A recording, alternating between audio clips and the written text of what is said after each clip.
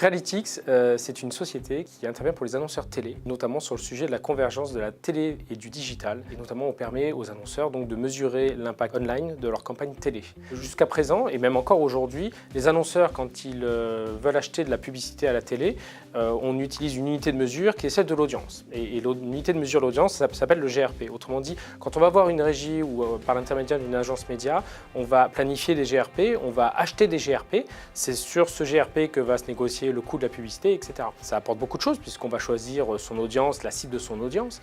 Par contre, il y a de plus en plus d'annonceurs qui, eux, sont concernés pas que par l'audience, mais surtout par la performance et notamment qu'est-ce qui va se passer en termes de business selon mes propres métriques à moi sur mon site web, mon application mobile, etc.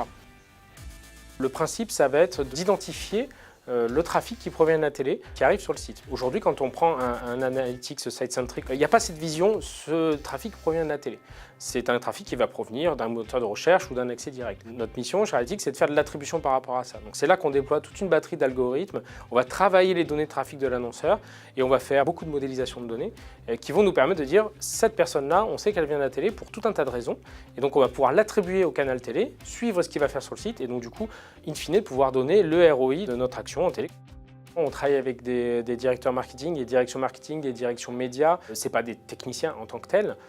Évidemment, le but, c'est d'avoir une plateforme qui soit intuitive. Donc, évidemment, il y a un gros effort qui est fait sur le développement du dashboard avec beaucoup de data vis autour de ça pour pouvoir avoir des enseignements qui soient faciles d'accès, qu'on n'ait pas besoin de triturer dans tous les sens pour pouvoir récolter l'information dont on a besoin. Le but d'être hébergé dans Azure, c'est, au-delà de la disponibilité, c'est d'être capable de pouvoir servir nos clients n'importe où. Et c'est très important pour nous de pouvoir avoir plein de data centers différents pour être au plus près du consommateur. On est sur de l'analytics, autrement dit, on va capter tout le trafic qui va provenir de nos clients, mais c'est un trafic qui provient des consommateurs du client. Donc c'est très important d'avoir une latence de collecte de données qui soit très faible et c'est pour ça que justement on utilise ces data centers d'Azure. Avant, effectivement, il n'y avait pas de data center en France sur Microsoft Azure. Maintenant qu'il y a ces data centers, on sait que ces clients-là particuliers, on va pouvoir les adresser et leur garantir qu'on utilise un cloud souverain et sur lequel les données vont strictement être conservées sur le sol français.